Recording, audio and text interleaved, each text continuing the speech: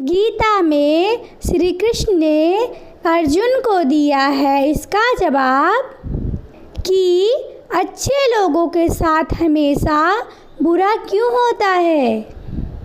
वही जो लोग बुरे कर्म करते हैं और अज्ञान की राह पर होते हैं वो खुशहाल दिखते हैं।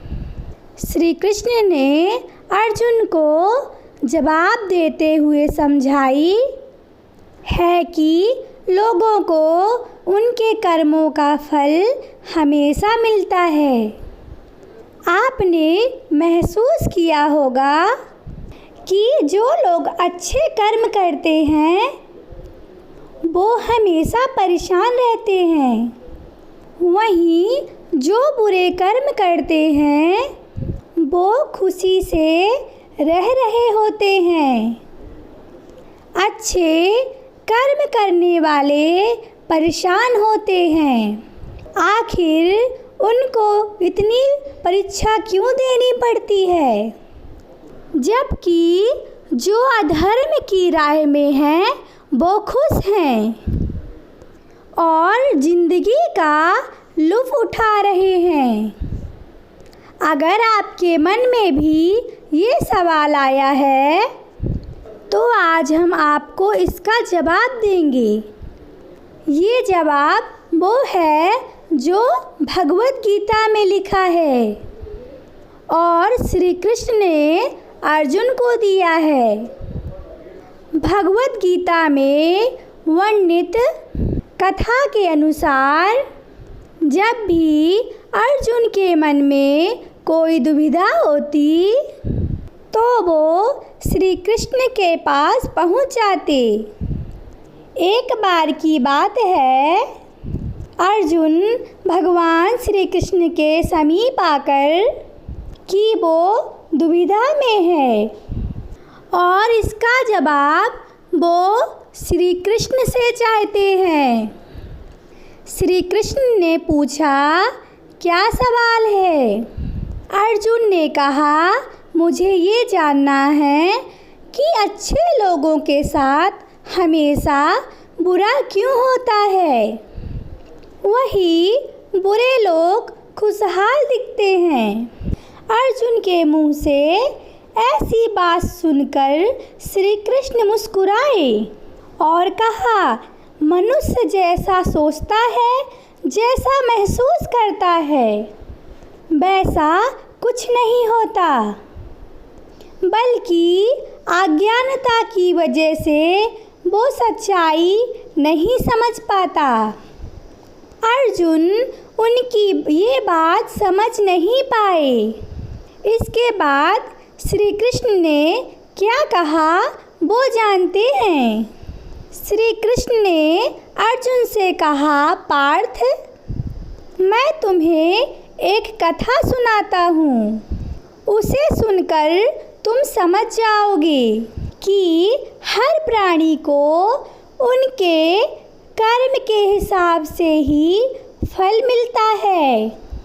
प्रकृति हर किसी को अपनी राह चुनने का मौका देती है। अब वो मनुष्य की इच्छा पर निर्भर करता है उसे धर्म की राह चुननी है या धर्म की। कथा शुरू करते हुए श्री कृष्ण ने कहा, एक नगर में दो पुरुष रहा करते थे। एक पुरुष व्यापारी था जिसका जीवन धर्म की बहुत महानता थी। वो पूजा पाठ में यकीन करता था।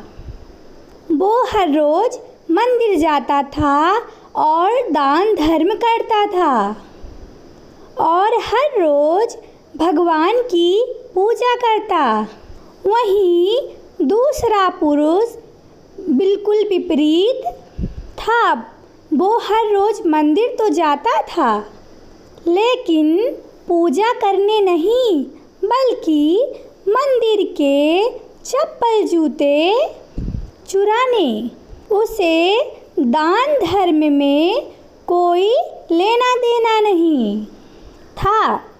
समय बीतता गया। एक दिन बहुत ज़ोर से बारिश हो रही थी। इस वजह से मंदिर में पुजारी के अलावा कोई नहीं था।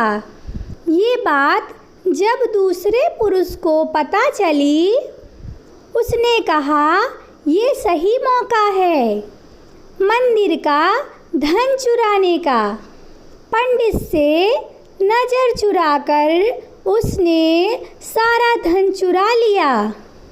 उसी समय धर्म कर्म में विश्वास करने वाला व्यक्ति भी मंदिर में पहुंचा। दुर्भाग्य से मंदिर के पुजारी ने उसे ही चोर समझ लिया और चिल्लाने लगा।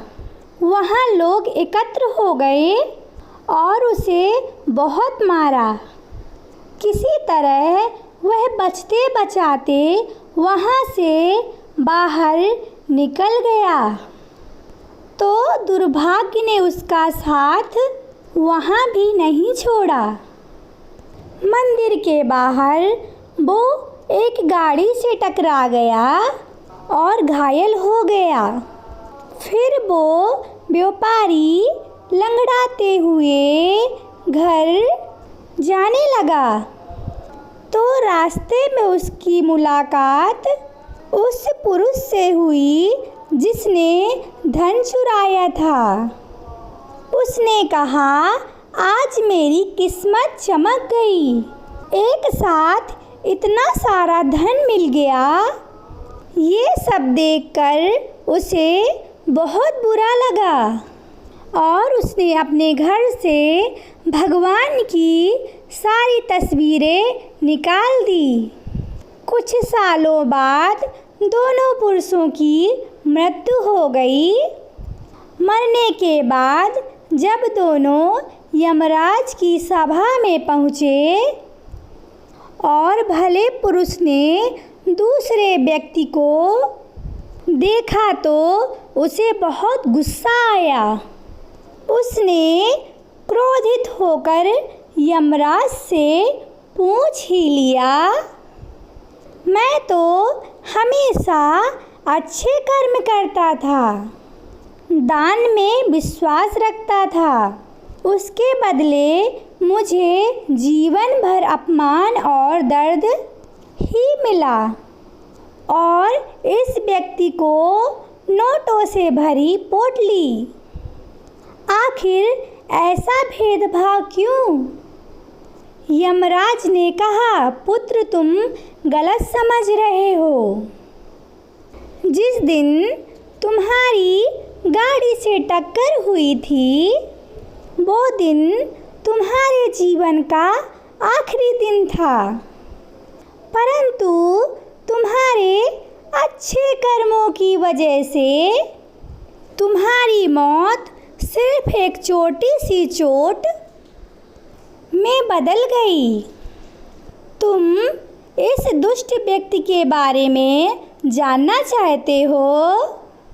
दरअसल इसके भाग्य में राजयोग था, मगर इसके कुकर्मों और अधर्मों के वजह से सिर्फ एक छोटी सी पोटली में बदल गया।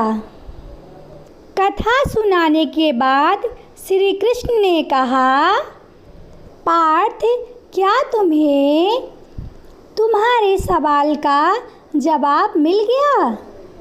ऐसा सोचना कि भगवान तुम्हारे कर्मों को नज़रअंदाज कर रहे हैं, ये बिल्कुल भी सत्य नहीं है। भगवान हमें कब क्या किस रूप में दे रहा है, मनुष्य को समझ नहीं आता, मगर आप अच्छे कर्म करते रहो तो भगवान की कृपा हमेशा बनी रहती है। इसलिए अपने अच्छे कर्मों को बदलना नहीं चाहिए, क्योंकि इसका फल हमें इसी जीवन में मिलता है।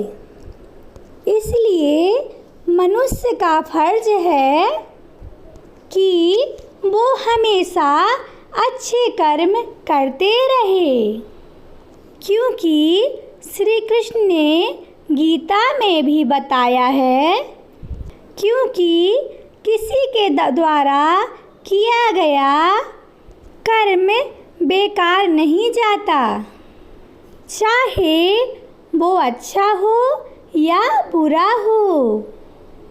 जय श्री कृष्णा। अगर आपको श्री कृष्ण वाणी पसंद आई हो तो आप मेरे चैनल को लाइक करें, सब्सक्राइब करें और कमेंट करके ज़रूर बताइएगा कि आपको कैसा लगा। बहुत बहुत धन्यवाद। जय श्री कृष्णा।